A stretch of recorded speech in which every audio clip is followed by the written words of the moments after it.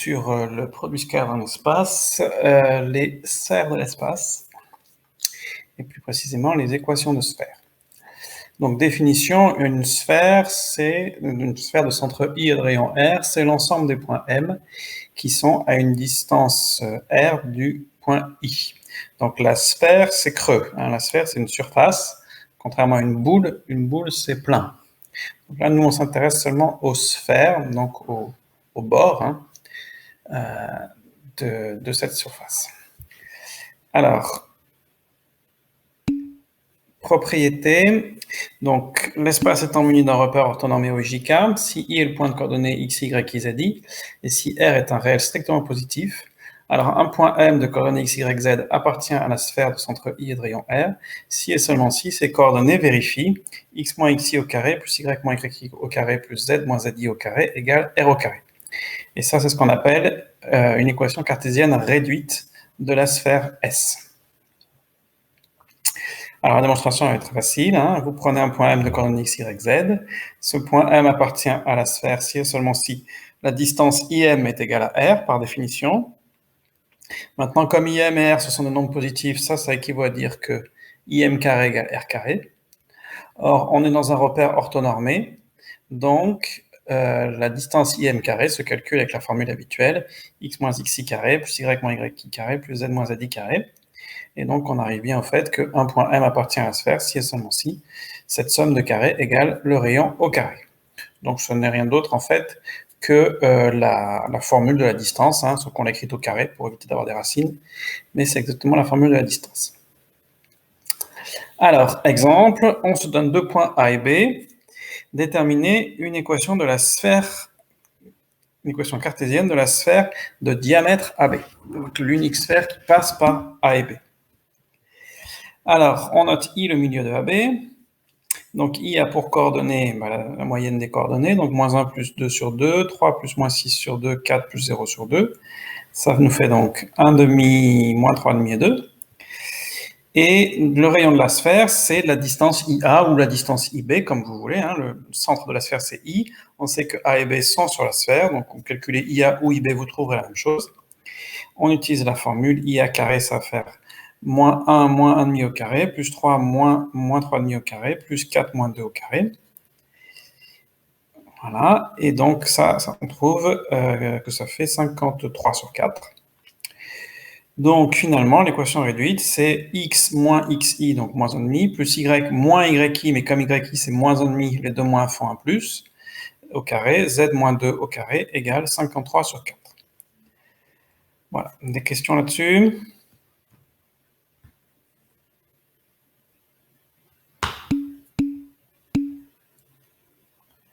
Question.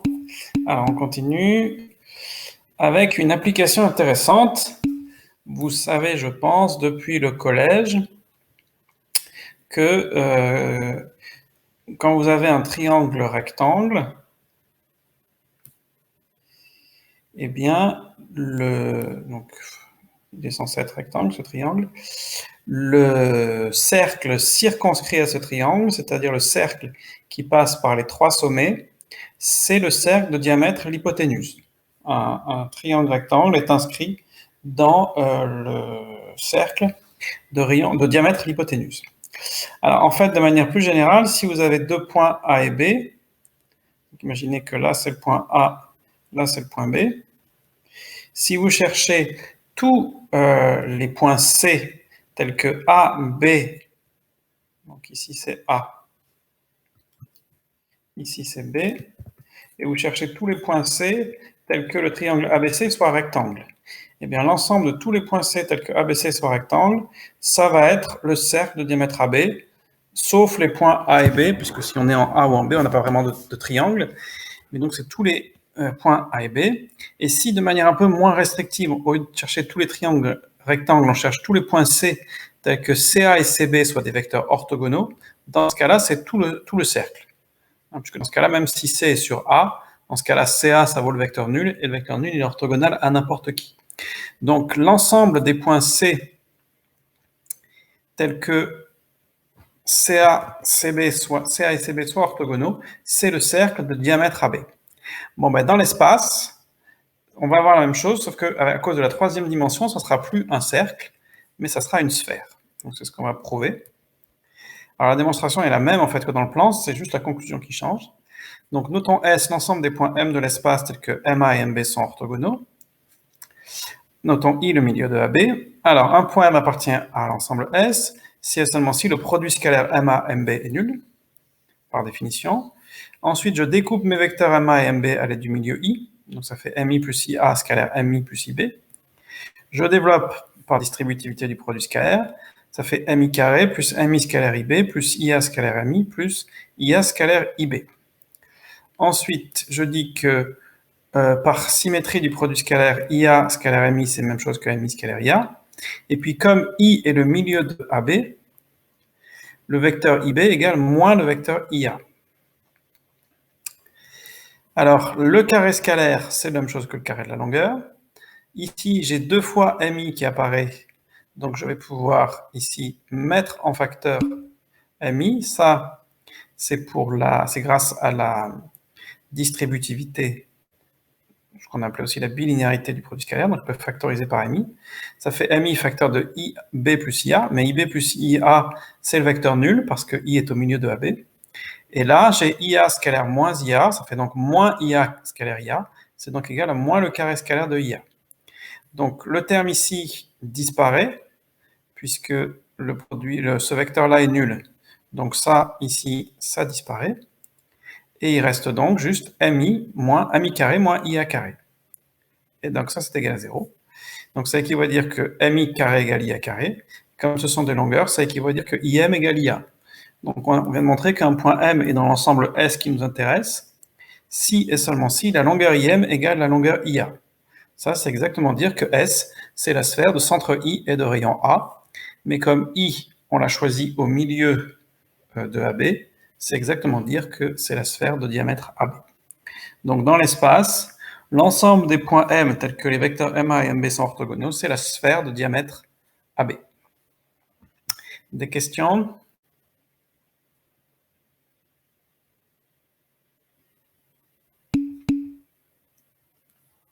Non ? Alors, on continue avec la position relative d'une sphère et d'un plan. Donc, c'est l'idée de prendre une sphère, de regarder un plan et regarder quels sont les points communs, quelle est l'intersection d'un plan quelconque avec une sphère quelconque. Alors ça va dépendre de la distance du plan au centre de la sphère. Donc, on a 3 cas possibles. Alors, dans les 3 cas, on va appeler H le projeté orthogonal de I sur le plan P, donc les 3 dessins, et on va appeler D la distance IH. Donc ça, c'est ce qu'on appelle la distance d'un point à un plan. C'est la plus courte distance possible entre un point du plan et le point I. Donc on prend le projeté orthogonal de I sur le plan P. Et j'appelle D la distance IH. Et par ailleurs, j'ai appelé grand R le rayon de la sphère. Alors, 3 cas possibles. Je vais les prendre dans l'ordre inverse du dessin. Donc, je commence par le dessin du bas. Si la distance D est supérieure au rayon, eh bien, ça veut dire en quelque sorte que le plan est trop loin, et donc dans ce cas-là, il ne peut pas couper la sphère. Donc l'intersection va être vide. Le cas limite, c'est le cas où la distance D est exactement égale au rayon de la sphère. Dans ce cas-là, le plan va couper la sphère en un seul point, qui sera le point H. Dans ce cas-là, on dit que le plan est tangent à la sphère. Et dernier cas, si la distance D est strictement plus petite que le rayon grand R de la sphère, alors dans ce cas-là, l'intersection, ça va être un cercle dessiné dans le plan P, et qui va avoir pour centre le point H, et pour rayon, petit r, qui est donné par racine de grand R carré moins petit d carré. Donc ça, c'est une application facile du théorème de Pythagore dans le triangle ici. Là. Et on arrive à ça. Bon, on admet cette propriété. Ce qui serait surtout difficile à montrer, c'est ça, là, qu'on a bien un cercle. Donc c'est pas si difficile que ça, mais on va l'admettre pour pas perdre du temps là-dessus. C'est pas très intéressant, pas très utile.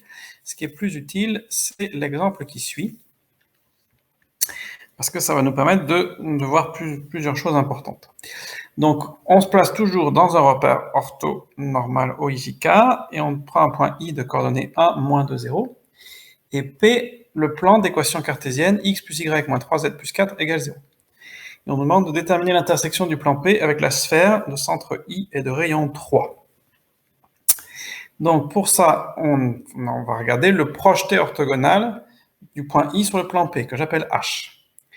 Il faut donc, d'après ce qu'on vient de dire, calculer la distance IH, ce qui s'appelait petit d sur le dessin précédent. Malheureusement, pour calculer ça, il nous faut les coordonnées de H. Alors, celles de I, on les a dans l'énoncé, mais les coordonnées de H, on ne les a pas. Donc la première étape, c'est de trouver les coordonnées de H. Alors pour ça, on va remarquer une chose, hein, c'est que le vecteur IH, c'est un vecteur qui est normal à P. Donc puisqu'il est normal à P, il est collinaire à un vecteur normal quelconque de P. Un vecteur normal de P, on sait qu'on l'obtient en prenant les coefficients ici de x, y, z, donc 1, 1, moins 3. Donc le vecteur IH est normal à P, donc collinaire à ce vecteur n. Donc de ça, je peux en déduire une représentation paramétrique de IH, puisque pour avoir une représentation paramétrique, il suffit d'avoir un point, j'ai le point I, et un vecteur directeur, ça va être le point n. Donc j'ai une représentation paramétrique de la forme x égale 1 plus t, y égale moins 2 plus t, z égale moins 3t. 1, moins 2, 0, c'est les coordonnées de i, et 1, 1, moins 3, ce sont les coordonnées de n. Donc voilà une représentation paramétrique de IH. Donc le point H, je sais que par définition qu'il est sur la droite IH, et par ailleurs, je sais aussi qu'il est dans le plan P. Donc pour trouver ces coordonnées, on va chercher quel est le point d'intersection entre la droite IH et le point P. Ce sera exactement le point H. Donc pour ça, on forme le système suivant, les trois équations qui définissent la droite et la dernière équation qui définit le plan. Et puis on résout ce système, alors ça c'est facile, on avait déjà fait ce genre de choses. Hein. Il suffit de remplacer dans la dernière équation x, y, z par les expressions en fonction de t. On fait les calculs, on arrive ici à 11t plus 3 égale 0. Du coup, ça nous donne que t égale moins 3 onzièmes, puis on remplace au-dessus, et on obtient 8 onzièmes, moins 25 onzièmes, et 9 onzièmes. Du coup, les coordonnées de h, ce sont le x, y, z qu'on a trouvé ici, 8 onzièmes, moins 25 onzièmes, et 9 onzièmes. Du coup, on peut calculer la longueur IH, c'est racine carrée de xi moins xh au carré, yi moins yh au carré, zi moins zh au carré. Donc ça fait bien 1 moins 8 onzièmes au carré, moins 2, moins et moins plus 25 onzièmes au carré, et 0 moins 9 onzièmes au carré. Donc si on calcule ça, on trouve que ça fait racine de 9 sur 11. Racine de 9 sur 11, évidemment, c'est plus petit que 3, parce que c'est même plus petit que 1. Donc ça veut dire qu'on est dans le cas où le plan coupe la sphère. Et donc l'intersection, ça va être un cercle qui est centré en H, qui a pour rayon racine du rayon de la sphère au carré, si j'ai mis un cube ici, c'est un carré, moins la distance IH au carré, donc ça fait racine de 3 au carré moins 9 onzièmes, ce qui donne 3 racines de 10 sur 11, et c'est un cercle qui est inclus donc dans le plan P. Parce que dans l'espace, des cercles de centre H et de rayon donné, il y en a une infinité. Hein. Vous pouvez toujours tourner, il y a toute une sphère en fait, hein, de cercles possibles. Donc si je veux être précis, il faut que je dise que c'est le cercle de centre H de rayon 3 racines de 10 sur 11 qui est inclus dans le plan P. Voilà, des questions? Pas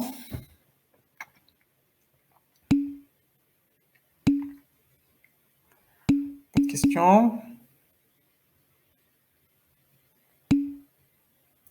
Ok.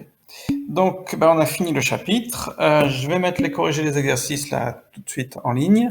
Je vais vous mettre du travail à faire pour mercredi. Mardi, c'est votre conseil à 18h, c'est ça. Et puis, on n'a pas encore tout à fait fini le programme, hein, donc on continue, même une fois le conseil passé. On continue mercredi, on se retrouve à 11h, comme chaque mercredi, pour la suite avec le... bon, je ne sais pas ce qu'on fera, sûrement qu'on corrigera des exercices. Enfin, on verra. Voilà, sinon, vous avez avancé pour la petite surprise pour Madame Dallène?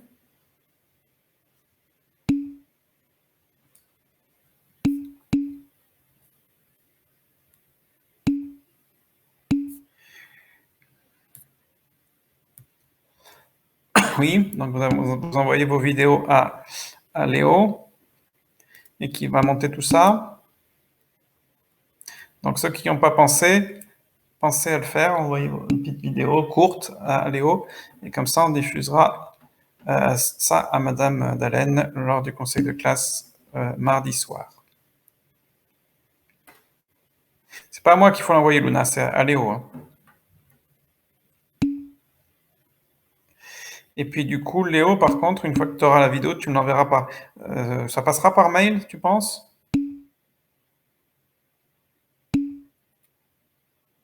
Ouais, ok. Très bien.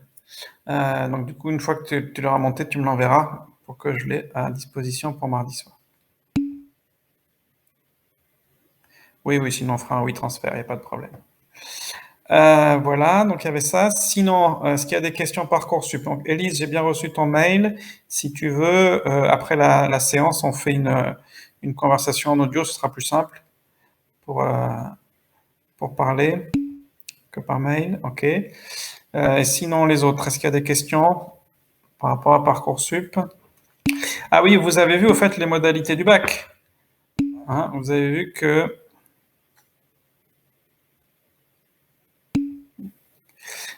que du coup, on fera la moyenne de vos 2 trimestres dans chaque matière. On arrondira la moyenne au point supérieur. Et c'est ça qui sera la base des délibérations du jury. Mais après, le jury pourra encore augmenter, rajouter des points s'il le souhaite. Donc si en maths, votre moyenne sur les 2 trimestres, c'est, je sais pas moi, 12,2, en fait, vous avez 13. Enfin, vous avez 13. 13 sera la note de base pour calculer votre moyenne de bac. Mais elle pourra encore être augmentée après. Oui, donc c'est tout à votre avantage. Non, non, c'est pour chaque matière. Pour chaque matière, oui, si vous avez, moi à mon avis, si vous avez 9,6, de toute façon, vous savez ce qui est prévu, c'est que pour chaque établissement, on fasse une moyenne sur, on va dire, les 5 dernières années du nombre de mentions, le nombre de gens qui l'ont, etc. Et il faut qu'une fois que la commission a fini, il y ait ce même nombre de mentions très bien, etc. Donc, on va remonter les notes. Hein. Donc, à 9,6, à mon avis, on ne va pas t'envoyer à l'oral pour 0,4. J'en sais rien, hein, c'est possible.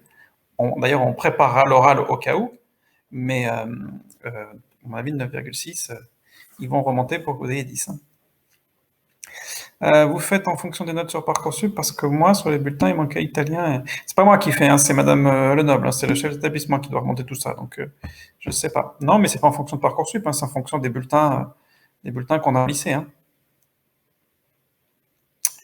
Alors pour le français, bah, je pense que le français il va être compté normal puisque vous l'avez passé, donc il n'y a pas de raison de toute façon, en français, vous avez déjà une note au point près, hein, une note au point entier. Donc, il n'y a pas de raison de la modifier. Pareil pour les TPE. Donc, ces notes-là, elles vont rester telles quelles. De toute façon, il faut bien vous dire qu'en général, même pour le vrai bac, hein, on modifie les notes hein, pour que les élèves aient une mention et le bac, etc. Et on touche pas aux notes des épreuves anticipées. On touche qu'aux notes de terminale. Donc, ça ne changera pas grand-chose par rapport à ce qu'on fait d'habitude. C'est le point au-dessus pour chaque matière et après le calcul de la moyenne générale. Voilà, c'est ça.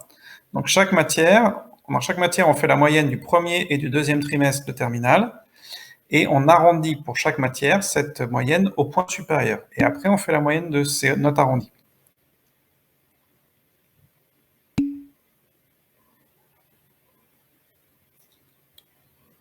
Non, c'est chaque matière, hein, puisqu'en fait, c'est l'idée de faire comme d'habitude au bac. C'est-à-dire qu'au bac, vous n'avez pas de demi-point, etc., sauf en physique et en SVT, parce qu'il y a l'épreuve de sciences de capacité expérimentale, mais toutes les autres matières, elles sont au point entier. En maths, au bac, quand on passait le bac, puisque ça n'existera plus maintenant, on avait des points entiers. On avait 9, on avait 10, on avait 11, mais on n'avait pas 8, 9,5 ou 10,5. Et donc là, c'est la même idée, c'est de dire, on m'amène des points entiers. Donc, pour chaque matière, on partira sur une base de points entiers.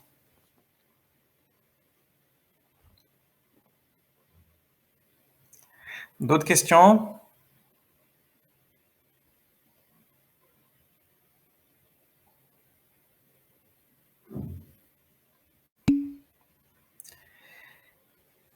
La moyenne des 2 matières, c'est les notes qu'on a sur Parcoursup. Ou probablement, oui, ça doit être, je ne sais plus. Est-ce que ça correspondait à ce que vous aviez sur Parcoursup? Je crois, mais faut je pense.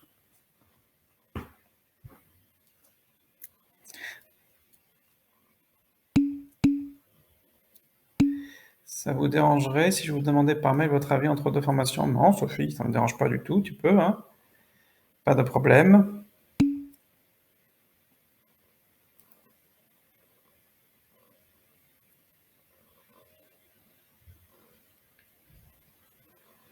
Si tu as un peu de temps, on peut même en discuter de vive voix. Là, je vais discuter avec Élise, mais si tu veux attendre et te reconnecter après, on peut même en discuter de vive voix.